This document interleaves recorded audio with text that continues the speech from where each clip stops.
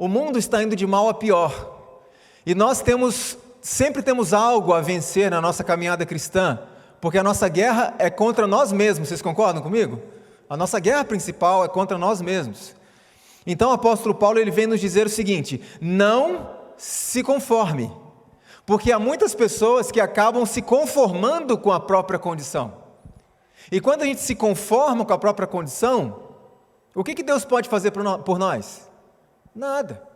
Então o apóstolo Paulo diz: não se conforme, mas busque o poder em Deus para que haja uma renovação do nosso entendimento, da nossa mente. Por quê? Porque muitos acreditam que o problema essencial do ser humano é o que nós fazemos, mas não é esse o nosso problema essencial. O nosso problema essencial é o que nós somos. Então, o Espírito Santo ele quer trabalhar em nosso coração de forma que ele transforme os nossos atos e a gente deixe de fazer coisas que desagradam a Deus? Sim, mas essencialmente eu posso transformar os meus atos sem ter o meu coração transformado? Sim ou não? Posso. Lembra quando Jesus usou a expressão sepulcros caiados? O que são sepulcros caiados? Muito bonitos exteriormente, mas o que acontece aqui? Está apodrecido. Então o que o Espírito Santo quer não é apenas transformar as nossas ações, mas transformar o nosso coração, as nossas intenções, porque eu posso fazer o bem com intenções más. E Ele tem poder para fazer isso? Claro que tem. Irmãos, nós temos que entender que estamos numa zona de guerra. E em zona de guerra não existe zona de conforto. E muitos de nós precisamos parar de agir, como eu disse ontem, como coitadinhos. Porque coitadinhos vencem guerras. Sabe por que coitadinhos não vencem guerras? Porque eles passam tempo demais e gastam energias demais se lamentando pela própria condição, que não sobra tempo e energias para eles lutarem e enfrentarem. Por isso, quando alguém me procura pedindo ajuda sobre esse assunto de pornografia, uma das primeiras coisas que eu falo para essa pessoa é: não se conforme com a sua condição e levanta essa cabeça. Não fica se rastejando pelo chão porque eu sou um coitado. Não, você tem poder à disposição em Cristo, então levanta a cabeça e vamos começar a trabalhar. É a primeira coisa. Isso aqui é uma guerra, irmãos.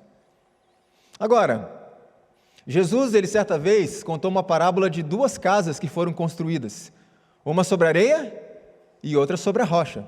Eu pergunto, qual foi a casa que não desabou quando veio a tempestade? A que estava na rocha. Então vocês concordam comigo que para a gente começar um processo de vitória contra a pornografia ou sobre a pornografia, nós precisamos estabelecer alicerces sólidos, concordam comigo? Estratégias, irmãos, dicas e conselhos, eles podem ajudar, eles têm o seu papel, mas o que nós precisamos essencialmente não é de estratégias, dicas e conselhos, nós precisamos essencialmente de poder.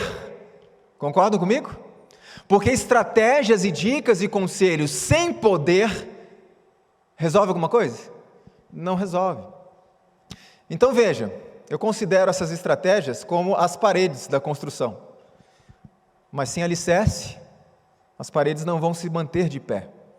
Deus quer renovar não só as nossas atitudes, mas a nossa mente. E é isso que vai dar sustentação à jornada. E quem é o alicerce 100% seguro? Quem é? Cristo. E quando a gente fala assim, essa é uma das primeiras perguntas que eu faço quando alguém me procura: como é que está a sua comunhão com Deus? Alguns ficam decepcionados, mas e é isso que você tem para me dizer? Acho que isso é só um clichê de crente.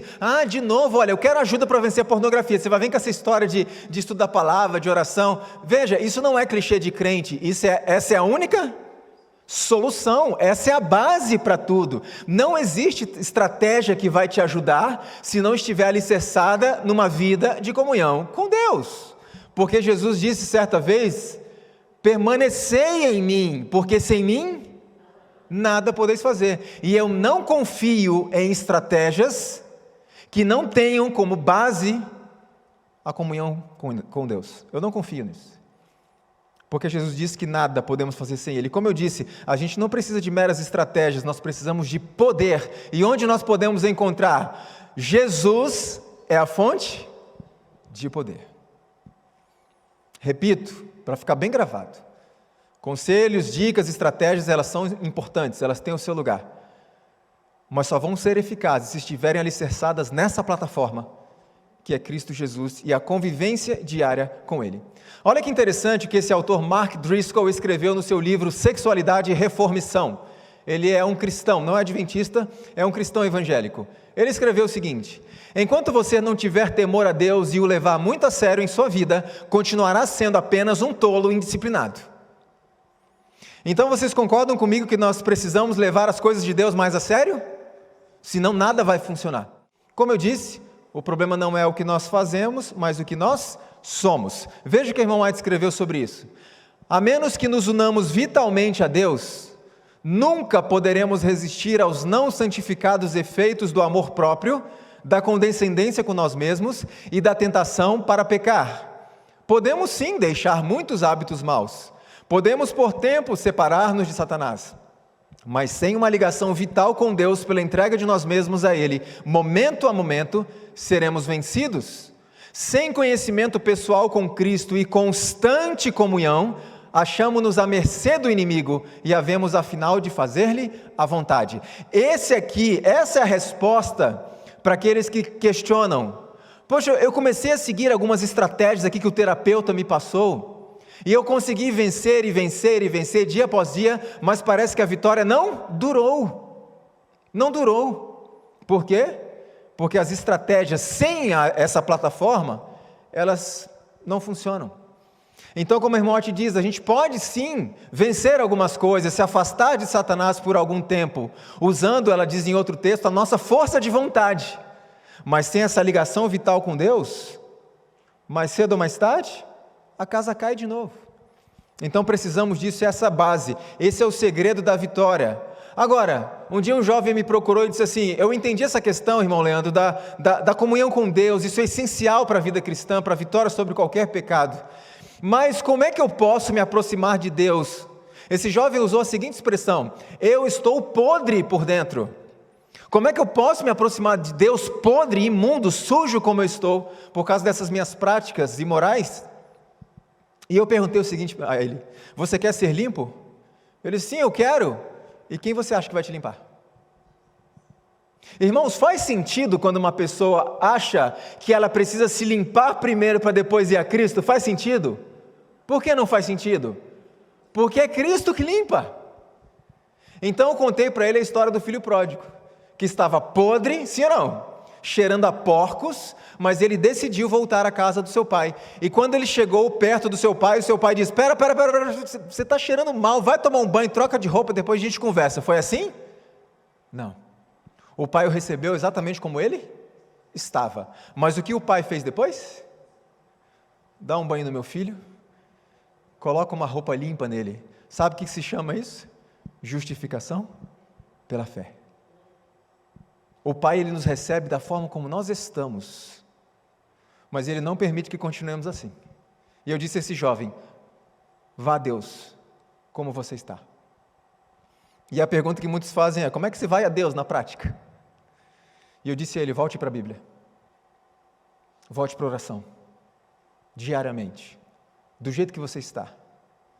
E permita que Deus faça o trabalho. E que tipo de trabalho Deus pode fazer? Olha o que a Bíblia diz, que impressionante. Se confessarmos os nossos pecados, Ele é fiel e justo para nos perdoar os pecados, e não apenas isso, mas nos purificar de algumas injustiças específicas. É isso que está dizendo o texto? A gente muitas vezes cita esse texto, mas a gente não acredita nele na prática. Cristo pode nos purificar de quantos pecados? Todos os pecados, ou seja, um viciado em pornografia pode se tornar novamente uma pessoa de mente pura e caráter santo. Sim ou não? Deus pode fazer isso.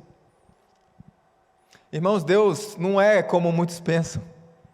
Deus não é aquela pessoa que está com o semblante carregado, olhando para nós, querendo nos pegar no erro. O que a Bíblia diz a respeito de Deus é que nada pode nos separar do seu amor. Pode dizer uma coisa importante para vocês? Para aquele que consome pornografia, para aquele que é usuário de pornografia, Deus continua te amando do mesmo jeito que sempre amou. E o que Ele mais deseja é ter você de volta. Não apenas para te perdoar, mas também para te libertar do pecado e para limpar o seu coração, limpar a sua mente. Vocês acreditam que Deus faça isso, irmãos? A gente precisa crer, na prática, não só na teoria. Agora, uma pergunta importante é: o que o usuário de pornografia está disposto a sacrificar pela vitória? Aqui está a diferença entre os vencedores e os perdedores. O que você está disposto a sacrificar para ser um vencedor?